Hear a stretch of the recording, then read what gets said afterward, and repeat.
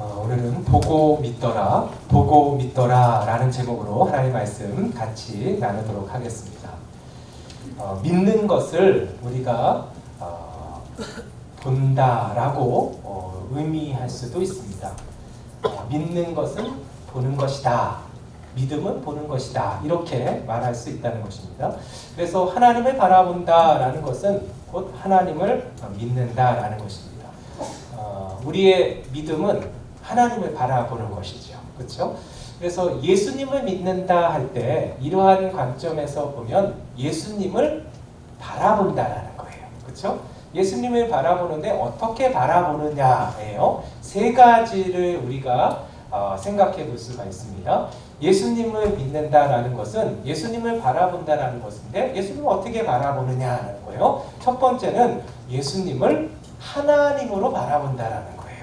예수님이 단순히 위대한 사상가요, 또 우리에게 좋은 본을 보내신 우리가 믿고 따라야 될, 우리가 의지해야 될 좋은 선생님으로서 우리가 바라보는 것이 아니라 예수님이 창조주 하나님이시고 지금도 살아계신 하나님으로 바라보는 것이 예수님을 믿는다라는 것입니다.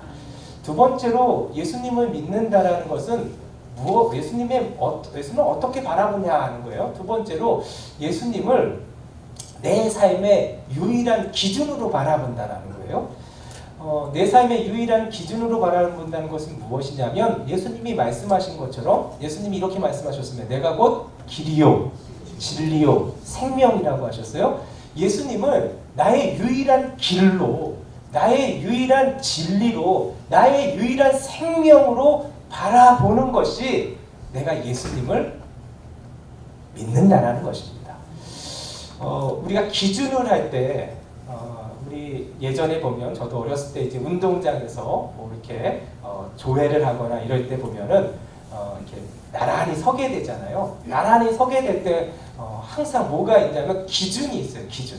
그 기준을 보면서 옆줄도 맞추게 되고 앞줄도 맞추게 되고, 그렇죠? 기준을 보게 되어 있죠. 기준이 중심이에요.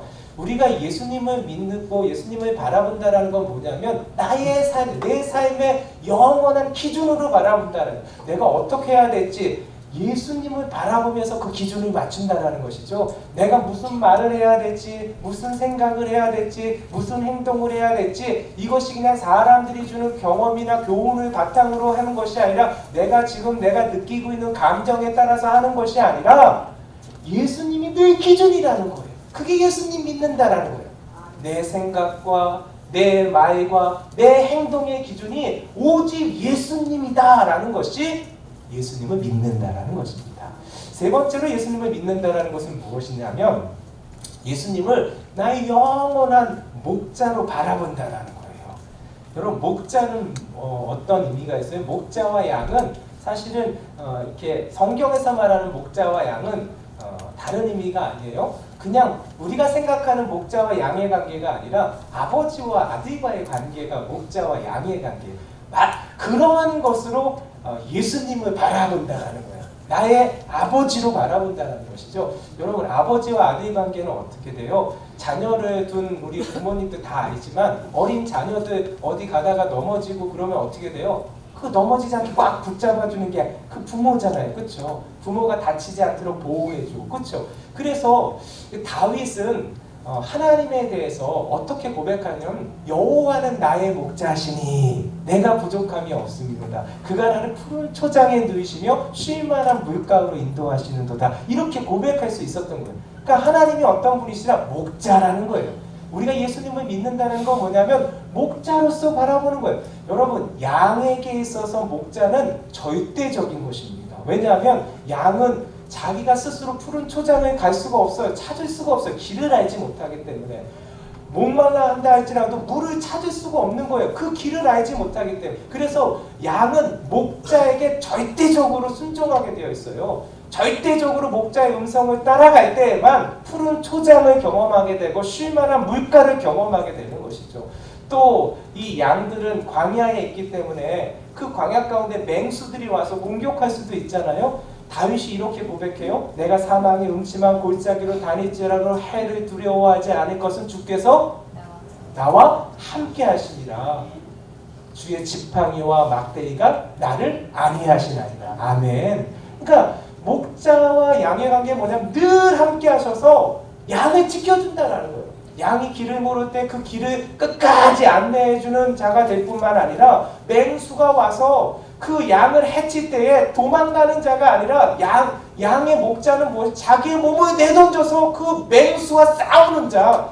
그래서 그 목자는 나의 영원한 지팡이고 나의 영원한 막대기가 되어주신다라는 큰 고백을 다윗이 했듯이 우리의 믿음, 예수님을 믿는다는 것은 나의 영원한 목자가 되시고 나를 책임져 주시는 영원한 하나님이십니다를 바라볼 때, 그 예수님으로 바라볼 때 그것이 참된 믿음이라고 생각이 되어집니다.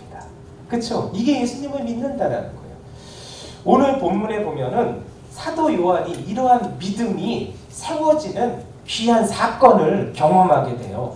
사도 요한이 오늘 이 사건을 통해서 이 믿음이 생기는 거예요. 예수님이 누구냐? 살아계신 하나님이시라는 거예요. 예수님이 누구냐? 예수님이 나의 길이요 진리요 생명 되신 나의 영원한 기준 되시는 분이시라는 거예요. 예수님이 누구냐? 지금도 나의 모든 것을 지켜두시고 끝까지 나를 책임져 주실 나의 아버지와 같은 살아계신 하나님이신 것을 이 요한이 오늘 이 사건을 통해서 확인하게 되고 믿게 되는 놀라운 역사가 임했던 것입니다. 여러분, 이 사건이 뭐예요? 오늘 20장에서 무엇을 우리에게 말씀해 주세요? 이 사건은 다른 것이 아니라 예수님의 부활입니다. 부활. 다시 살아나신 이 부활의 사건을 요한이 경험하고 나서, 요한이 그것을 확인하고 나서 예수님을 믿게 되는 놀라운 역사가 임했다라는 거예요. 여러분, 지금 요한이 어떠한 상황 가운데 있어요? 예수님이 돌아가셨잖아요. 돌아가신 그 상황을, 십자가에서 돌아가시는 장면을 까지 본 사람이 누구냐면 요한이에요. 요한. 이제 내가 믿었던 예수님이 계시지 않고 돌아가셨다는 확인한 사람이 요한인데, 절망 가운데 슬픔 가운데 있었던 이 요한이 오늘 이 사건을 통해서 예수님을 믿게 되는 놀라운 은혜, 그 은혜가 임한다는 거예요. 여러분 8절 말씀 한번 볼까요? 같이 한번 읽어보겠습니다. 시작. 그때야 무덤에 먼저 갔던 그 다른 제자도 들어가 보고 믿더라. 여기서 그 다른 제자가 바로 요한을 말하는 거예요. 요한도 들어가 어떻게 됐다고요? 보고 믿더라. 예수님을 그제서야 믿게 되는 놀라운 은혜가 열리게 된 것이죠. 그 전에도 예수님을 알고 믿었지만 그 좌절 가운데, 그 절망 가운데 예수님이 돌아가시는 현장을 다 목도한 요한에게 정말로 어떠한 것도 자기를 위로할 수 없고 어떠한 것도 자기를 일으켜줄 수 없는 그런 나락에 빠져있는 그런 요한을 다시 일으켰던 놀라운 역사의 사건이 예수님의 부활이었다는 거예요. 그 부활이 요한에게서는 카이로스의 사건이 된 것이죠. 그래서 요한이 그 무덤 가운데서 그 경험했던 그 모든 것이 요한에게 있어서는 전에도 있을 수 없고 후에도 있을 수 없는 영원히 기억되어지는 자신의 믿음을 더욱더 세워주고 굳게 만들어줬던 놀라운 하나님의 은혜의 시간이 되었던 것입니다. 저는 오늘 이 시간 요한의 눈으로 우리가 이 시간 성경을 바라봤으면 좋겠어요. 우리가 성경을 본문을 통해서 우리가 또 다른 요한이 되어서 요한의 눈으로 요한이 보았던 걸 같이 보고, 요한이 보았던 것을 봄을 통해서 같이 생각하고 같이 고민함을 통해서 요한이 결론 내어줬던 보고 믿더라가 남의 것이 아니라 우리의 것이 되는, 그래서 절망 가운데 있는 우리가 다시금 일어나게 되는 놀라운 역사가 오늘 이 시간 우리 가운데 임하기를 예수님의 이름으로 축원드립니다. 오늘 그 시작이 우리 1절에 나와 있어요. 같이 한번 읽어볼까요? 시작. 안식 후 첫날 일찍이 아직 어두울 때에 막달라 마리아가 무덤에 와서 돌이 무덤에서 옮겨진 것을 보고. 안식이 지난 다음 날이에요. 이제 안식일 때는 아무 일도 못하니까 안식일이 지난 다음 날, 그때에서야 이제 어떤 뭐 일을 할 수 있고 어떤 행동을 취할 수 있는 그들의 관습이 있잖아요. 그래서 이 막달라 마리아는 안식일이 지나기를 기다렸어요. 지나자마자 이 막달라 마리아는 어디를 향해서 달려간 거예요? 무덤을 향해서 달려간. 무덤에 누가 계시기 때문에 예수님이 묻히신 그 무덤을 향해서 달려간 거예요. 그런데 얼마나 이렇게 예수님을 향한 마음이 애탔는지 오늘 성경에 보니까 안식 후 첫날 일찍이 아직 어두울 때에, 그러니까 아직 어두울 때 해도 뜨기도 전에 그 집에서 나온 거예요. 집에서 나와서 해도 뜨기 전에 집에서 아직도 어두운데도 불구하고 예수님이 묻히신 그 무덤을 향해서 달려간 것이죠. 예. 여러분 왜 그랬을까요? 예수님을 사랑하기 때문이에요. 사랑하기 때문에. 예수님을 너무너무 사랑하니까 이 막달라 마리아가 그 새벽에 달려간 거예요. 안식일이 끝나자마자 지나자마자 그것을 기다렸다는 식으로 그 지나자마자 뭔가를 준비해서 가는데 향유를 준비해서 간 거예요, 사실은. 그렇죠? 그리고 막달라 마리아만 간 것이 아니라 성경에 보면은 막달라 마리아와 요한나와 또 야고보의 어머니 마리아와 또 다른 여인들과 같이 이렇게 무덤에 갔다고 해서 여인들이 같이 간 거예요. 그 중심에 누가 있냐면 이 막달라 마리아가 있었던 것이죠. 근데 저는 이것을 보면서 참 이렇게 은혜가 되는 교훈이 있어요. 여러분 당시의 여인들은 어떠한 대우를 받았냐면 인구 조사할 때 그 여인의 수는 이렇게 들어가지 않았어요. 그 당시에. 지금은 뭐 택도 없죠, 그렇죠? 예. 예. 지금은 그러면은 이렇게 국회의원도 안 돼요, 그렇죠? 예. 그 여인들의 그러한 권리들이 사실 그 당시에는 이렇게 굉장히 낮은 그러한 수준이었던 것 같아요. 그래서 이렇게 성경에도 보면 오병이어의 기적이 있었지만 그 기적을 체험한 사람은 성경에도 기록했는데 그 당시에 썼으니까 그 당시에 문화가 있잖아요. 그래서 그 장정의 수가 5천이나 되었더라 이렇게 기록하고 있잖아요. 그러니까 남자들만 이렇게 명수로 이렇게 계산한 그게 이제 그냥 그 시대의 그냥 분위기였던 거예요. 그렇듯이 당시에는 그 여인들의 그러한 대우들이 좀 이렇게 안 좋은 때이죠. 그래서 이렇게 우선순위에서 밀리는 때예요, 사실은. 우선순위에서 밀리는 때고 무엇을 얘기해도 그것이 들어지지 않는 그러한 시대 가운데 있는데 너무 이렇게 그 은혜가 되는 것은 무엇이냐? 오늘 여러분 예수님의 그 부활을 처음 목격한 사람이 누구냐는 거예요.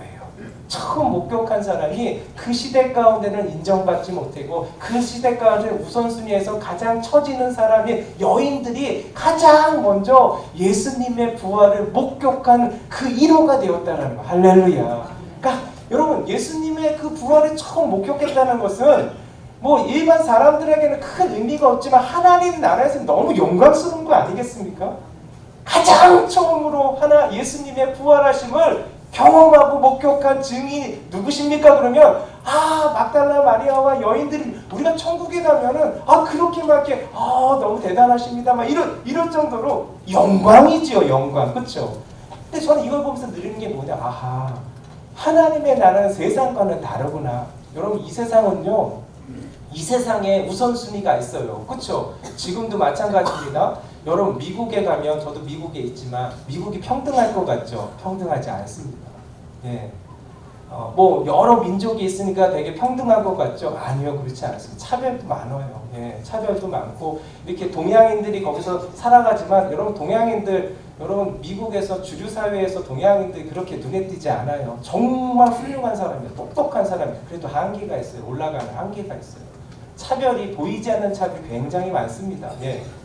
다 사회는 그래요. 그런데 하나님 나라는 그 세상의 그러한 기준으로 이루어지지 않고 그 세상의 기준이 이 영향을 끼치지 않아요? 하나님의 나라는 어떤 것으로 이루어지냐면 여러분 예수님의 부활을 처음 목격한 사람들이 여인이라는 건 뭐냐면 그 여인들이 누구를 사랑했기 때문에 주님을 사랑했기 때문에 하나님 나라는 주님을 사랑하는 순서입니다. 예. 내가 무엇이냐와 상관없이 내가 어떤 위치에 있느냐 상관없이 내가 지금 무엇이냐가 상관없이 내가 누구냐가 상관없이 내가 어떠한 상황과 환경 가운데 어떠한 신분이라 할지라도 그것과는 상관없이 주님을 사랑하는 마음이 우리 가운데 넘치게 될 때 하나님의 영광도 우리 가운데 부어지게 됩니다. 그 은혜의 물결이 우리 가운데 넘치는 모든 성도님들 되시기를 바라겠습니다. 막달라 마리아가 예수님의 무덤을 향해서 갔는데 당도하니까 너무 놀라운 그 광경들이 펼쳐져 있는 거예요. 무엇이냐면 무덤에 막고 있는 돌 문이 있었는데 동굴을 이렇게 막는 문이잖아요. 그 돌은 사실은 한두 사람이 옮겨서 굴릴 수 있는 그러한 돌이 아니에요. 여러 사람이 힘을 합해야지만 굴릴 수 있는 그런 그 무거운 돌인데 그 돌이 이렇게 굴러가 있는 거예요. 그래서 그 무덤의 문이 열려 있는 거예요. 그 너무 놀라운 것이 예수님이 그곳에 누우시고 장례를 치른 것을 알고 있거든요. 막달라 마리아 거의 보았거든요. 같이 참여했으니까. 그러니까 거기 어딘지를 알고 있는데 아니 그 문이 분명히 닫혀 있어야 되는데 그 문이 굴러가 있는 거예요. 그래서 너무 놀라고 무슨 일이 일어났구나.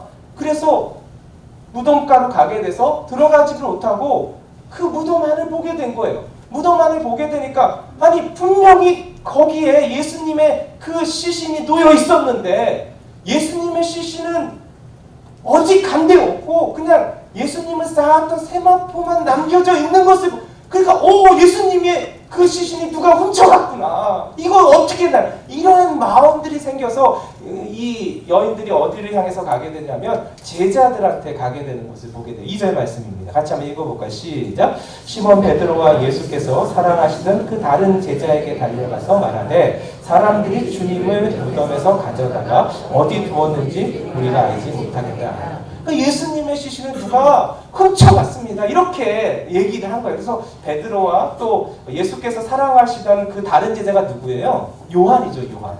요한이에요. 이 요한복음을 기록한 요한인데 이 요한에게 달려가서 그 상황을 얘기하니까 이 베드로와 요한도 그 얘기를 들으니까 깜짝 놀라게 돼서 바로 그 예수님이 묻히신 무덤을 향해서 달려가게 되는 것을 보게 돼요. 그래서 4절 5절을 같이 한번 보겠습니다. 4절 5절 시작. 둘이 같이 다른 제자니 그 다른 제자가 더 빨리 달려가서 먼저 무덤에 이르러 구부려 세마포 놓은 것을 보았으나 들어가지는 아니하였다. 그러니까 둘이 이제 같이 달려가게 된 거예요. 달려가게 됐는데 누가 먼저 도착했냐면 요한이 먼저 도착했어요. 요한이 먼저 도착했지만 요한이 이제 여기서부터 성격이 나와요. 요한의 성격은 뭐냐면 이렇게 대범하지는 못해요. 그래서 들어가지는 못했어요. 들어가지는 못하고 그 여인들처럼 그 안을 보았죠. 안을 보았더니 여인들이 본 것처럼 이 세마포가 놓여져 있는 거예요. 그렇죠? 그래서 예수님이 시신이 있어야 될 곳에 예수님의 시신은 없고 아무리 둘러봐도 보이지가 않는 거예요. 그리고 그냥 예수님을 감쌌던 세마포만 보이게 되니까 예수님이 안 계신 것을 확인하게 된 것이죠. 그러는 찰나에 누가 이제 도착했어요? 베드로가 도착하게 된 것이죠. 허겁지겁 이제 베드로가 도착하게 되는데 이 베드로는 성격이 나와요. 베드로는 무덤에 도착하자마자 무슨 요한처럼 그냥 가만히 있었던 게 아니라 그냥 그 안으로 들어가게 된 것이죠. 너무 급하니까. 예수님의 그 시신이 없어졌다고 하니까 급해서 막 들어가게 되는 거예요. 들어가니까 정말 자유를 보니까 예수님이 안 계신 거예요. 시신이. 그냥 세마포만 놓여져 있고 감쌌던 수건만 있고 그래서 이 결론은 뭐냐? 베드로도 결론 내는 게 예수님의 시신이 없어졌다라는 거예요. 이게 무슨 일인가? 근데 이 일을 다 보게 되는데 이 일이 무슨 의미인지를 모르는 거예요. 그러면서 요한도 이제 베드로가 들어가게 되면 같이 들어간 거예요. 그게 8절 말씀이에요. 같이 한번 읽어보겠습니다. 시작. 그때에 무덤에 먼저 갔던 그 다른 제자도 들어가 보고 믿더라. 그런데 사도 요한이 무덤에 들어가서 이제 보게 된 거예요. 베드로와 같이 보게 됐는데 베드로는 성격대로 그냥 거침없이 들어가서 보게 됐는데 이 요한은 이 성격이 차분하잖아요. 그리고 차분하기 때문에 베드로에게 없는 무엇이 있냐면 이게 자세히 보고 유심히 보는 그러한 게 있는 거예요. 자세히 보고 유심히 보니까 또 고민하게 되는 거예요. 이것이 왜 이렇게 그래서 결론에 돌아드는 게 결론을 맞이하게 된 건 뭐냐면 예수님께서 다시 살아나셨구나. 이것을 믿게 되는 놀라운 역사가 이곳에 임하게 되는 것입니다. 사도 요한이 무덤에 들어가서 보게 된 것이 무엇이냐는 거예요. 베드로도 보았고 여인들도 보였는데 이 사도 요한이 보게 된 이 두 가지가 이 사도 요한에게는 예수님이 부활하셨다라는 것을 이걸 부인할 수 없는 흔적으로 증거로 보게 되고 확인하게 됐다는 거예요. 두 가지가 무엇이냐면 다른 것이 아니라 세마포와 예수님의 머리를 감쌌던 수건이라는 거예요. 여러분 오늘 이 시간 요한이 보았던 세마포, 요한이 보았던 수건, 그리고 요한이 고민했던 것을 함께 고민함을 통해서 부활하신 예수님을 만나는 귀한 시간 되시기를 예수님의 축원드립니다. 여러분 첫 번째는 세마포예요. 세마포를 봤는데 예수님이 누우신 곳에 예수님은 안 계신 거예요. 세마포만 놓여져 있다라는 거예요. 여러분 이렇게 장례를 치르게 되면 이 중동 지방에서 장례를 치르게 되면 이 세마포로 목에서부터 발끝까지 이렇게 싸게 되어 있어요. 세마포로. 예. 싸게 되고 그 다음에 이제 머리는 이제 수건으로 둘둘 말아서 이렇게 싸게 되어 있어요. 그래서 온 몸을 사실은 이제 감싸게 되어 있는 것이죠. 그래서 머리는 수건으로 싸고 그 다음에 세마포로는 목부터 이어져서 계속해서 싸는 것이죠. 그래서 발끝까지 싸. 그래서 꽉 싸매는 거. 우리도 이렇게 장례 치르면 이렇게 수의 입고 수의를 다 이렇게 싸매잖아요. 그렇죠? 그래서 움직이지 않도록 이렇게 흔들리지 않도록 이렇게 하듯이 마찬가지로 중동 지방도 세마포로 다 싸는 거예요. 온몸을 싸는 거예요. 발끝까지. 그리고 머리 부분은 또 이렇게 수건으로 두르게 하고 그래서 다 이렇게 싸게 만드는 거예요. 그래서 이제 딱 이렇게 돌 위에 올려놓게 되는 것이죠. 근데 예수님도 그렇게 했단 말이죠. 그런데 아무리 보아도 예수님은 보이지 않고 그 예수님이 누웠던 곳에 뭐만 있어요? 이 세마포만 있는 거예요. 세마포. 그러니까 요한이 그걸 봤어요. 베드로를 봤는데 그때부터 이제 요한은 조금 다르게 생각하는 거예요. 아니 예수님이 지금 어디 계시지? 만약에 예수님이 나가시려면 아니 안에서는 열 수가 없잖아요. 왜냐하면 안에서는 이 문을 움직일 수가 없는 거예요. 밖에서 누군가 불러야지만 그나마 그것도 한두 사람이 아니라 여러 명이 불러야지만 그 문이 열리기 때문에 이게 나가실 수가 있는 것인데 안에서는 어떻게 할 수 없는 거예요. 그러니까 그럼 누군가가 돌문을 굴려놓고 누군가가 예수님의 시신을 훔쳐간 거라고 가정했을 때 요한은 그거를 생각하고 고민하게 된 거예요. 만약에 도둑이 들어왔다면 예수님의 시신을 훔쳐가려는 도둑이 왔다면 아니 세마포로 돌로 쌌는데 그거 그대로 들고 가면 되지. 왜 그 세마포 돌돌 싼 걸 갖다가 그 세마포를 다 풀어서 세마포는 놓고 예수님의 그 몸만 가지고 가. 이게 말이 안 되는 거예요. 예. 그리고 예수님의 그 세마포 돌돌 싼 걸 갖다가 이게 풀면은 막 이렇게 흐트러질 거 아니에요. 흐트러지는데 이 성경을 보면 어떻게 나오냐면 그 세마포가 마치 그 산 그대로 포개어져 있다라는 거예요. 그래서 요한이 이렇게 본 건 뭐냐면 세마포를 보면서 마치 그 나비가 에베레에서 이렇게 나비가 될 때 그 허물을 벗고 나오잖아요. 마치 그런 거 같이 허물을 그대로 입고 그게 막 틀어진 상태가 아니라 그대로 있고 그 몸만 쑥 빠져나온 것처럼 아니 그 상태로 그 세마포가 예수님이 누우셨던 곳에 그대로 있는 거예요. 그러니까 이 요한은 이건 이상하다라는 거예요. 이건 누가 와서 훔쳐간 것이 아닌데 이런 생각을 하게 된 거예요. 두 번째로 무엇을 봤냐면 수건을 봤어요. 예수님의 머리를 쌓았던 수건. 그것이 이제 놓여져 있는데 요한이 주목한 건 뭐냐면 그 모양이에요. 모양. 그 모양이 어떻게 되어 있냐면 다시 한번 우리 보겠습니다. 7절 말씀 같이 한번 볼게요. 시작. 또 머리를 쌌던 수건은 세마포와 함께 놓이지 않고 딴 곳에 쌌던 대로 놓여 있더라. 그러니까 세마포하고 분리되어 갖고 그렇죠? 분리되어 갖고 예수님 그 자리에 넣어져 있는데 어떻게 되었냐면 머리를 쌌던 수건은 세마포와 함께 놓이지 않고 딴 곳에 쌌던 대로. 그러니까 이게 뭐냐면 머리를 이제 풀러야 되잖아요. 만약 푼다 그러면 머리를 풀고 나서 그냥 놓고 갈 텐데, 그렇죠? 머리에 그 싸매였던 그대로 다시 포개어져 갖고 있는 그런 수건을 보면서 요한이 이게 이해가 안 가는 거예요. 아니 도둑이 들었다 치자. 그러니까 이게 요한이 이제 마음속으로 생각하게 되는 것이죠. 도둑이 들었다고 치자. 도둑이 들어왔는데 예수님의 모습이 있고 시신이 있는데 예수님 그냥 가져가면 되는 건데 세마포도 다 벗기고 세마포 벗겨서 간다 치자. 근데 머리를 쌓았던 걸 왜 벗겨요? 그걸 벗긴다고 치자. 그러니까 100번 양보해서 그것까지 다 벗긴다고 치자는 거예요.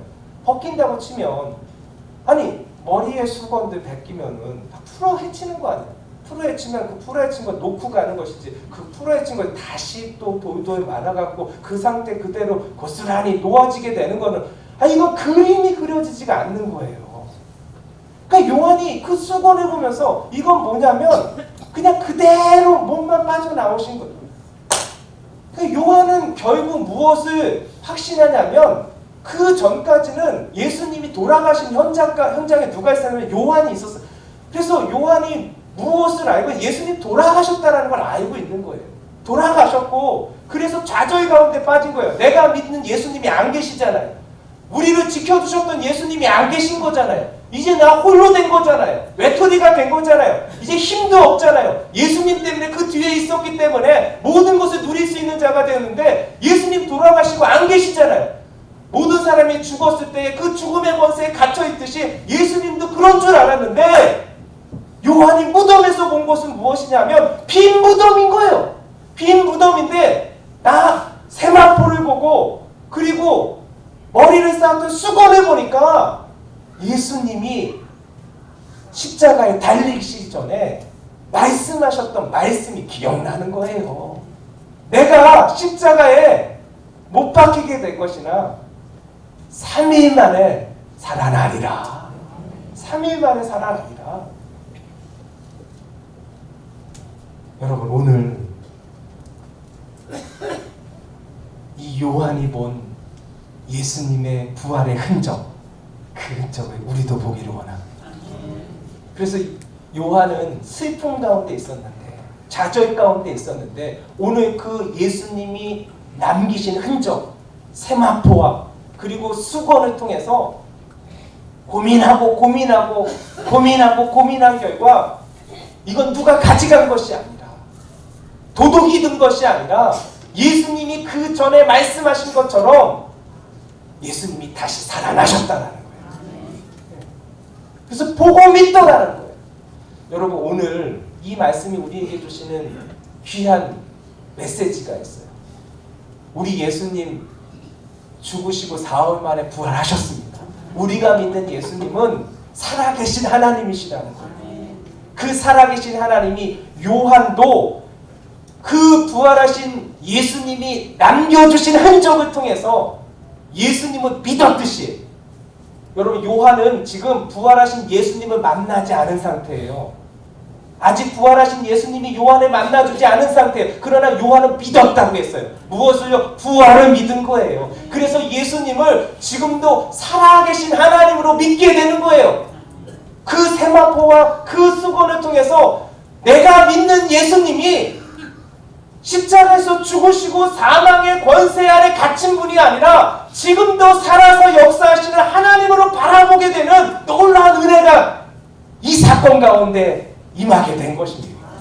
이것을 보고 확신한 거예요. 그리고 그 예수님이 여전히 함께 있을 때도 길이요 진리요 생명이셨지만 지금도 여전히 나의 길이요 진리요 생명이신 예수님으로 바라보는 믿음이 요한에게 생기게 된 것이에요. 그리고 요한은 그 예수님이 나의 아버지가 되시고 목자가 되시기 때문에 지금 내 눈에 보이지는 않지만 그분이 살아계셔서 나의 영원한 목자가 되어주시고 나를 푸른 초장에 쉴만한 물가로 인도하여 주시는 여전히 살아서 역사하여 주시는 나의 선한 목자이신 하나님으로 요한은 바라보는 믿음이 생기게 된 것입니다. 여러분 살아계신 주님, 부활하신 주님은 오늘도 우리에게 주님이 살아계시다는 흔적들을 남겨주셨어요. 저도 보면은요 지난 날들을 돌아보면 그 흔적들을 볼 수가 있어요. 여러분, 저는 2006년도까지는 단 한 번도 외국에 나가본 적이 없어요. 그렇죠? 저는 이렇게 유학을 한 번도 생각해 본 적이 없어요. 굳이 내가 뭐 외국에 나가서 공부를 해야 되나? 나는 어차피 한국에서 뭐 일을 해도 할 테고, 그리고 이게 뭐 신학을 할 때도 뭐 한국에서 목회할 건데 굳이 내가 뭐 미국에 가서 또는 뭐 어디에 가서 공부할 필요가 내가 교수할 것도 아니고, 그래서 사실은 이렇게 뭐 외국에 나간다라는 걸 생각하지 못했어요. 꿈꾸지도 않고 한 번도 생각해 본 적이 없는데 2015년도 여름에 미국에 먼저 공부하고 있는 친구가 여름에 한 번 온 적이 있어요. 근데 어떻게 만나게 됐어요. 만나게 돼서 너 요즘 안 보이는데 어디서 사역하니? 미국에 있다는 거예요. 그래서 왜 미국에 있어? 그랬더니 자기 거기서 이제 유학하고 있다. 그래 잘하고 와라 그러는 거예요. 근데 그 친구가 저한테 한마디 건네는 것이 있어요. 너도 와서 좀 한번 공부해보지 않겠냐? 그래서 아니 무슨 나 준비도 안 해갖고 토플 준비도 안 하고 나는 이렇게 그런 마음이 없어. 그런데 그 친구가 권유하는 거예요. 계속. 그래도 한번 생각 있으면 한번 해보라고 그렇게 얘기하면서 그러니까 말을 그렇게 하니까 저는 또 이제 그럼 뭐 원서를 한번 좀 보내줘봐 그럼. 그래서 그냥 이렇게 얘기했는데 원서를 보내준 거예요? 예. 그래서 시작된 게 유학인 거예요. 그래서 생각지도 못했는데 그래서 그 원서가 오고 원서 이렇게 다 작성한 다음에 다시 또 보내줬어요. 보내줬는데 그게 이렇게 보내줬다고 해서 그 입학 허가가 나오는 건 아니잖아요. 근데 입학 허가가 그냥 달라고 온 거예요. I-20가 온 거예요. I-20 왔다고 해서 가는 것도 아니에요. 왜냐면 이제 비자가 나와야 되는 거예요. 그래서 저는 이제 I-20가 나오니까 그때부터 제 마음이 이거 가야 하는 건가? 이런 생각을 하면서 기도하게 됐어요. 근데 제가 아무런 생각을 안 했기 때문에 나는 이게 내가 가도 되는 건지 갈 수 있는 형편도 아니고 상황도 아닌데 그리고 갈 거는 계획도 안 세웠는데 그래서 기도했더니 하나님께서 주시는 말씀이 뭐냐면 너는 범사의 그를 인정하라. 그리하면 내 길을 지도하시리라.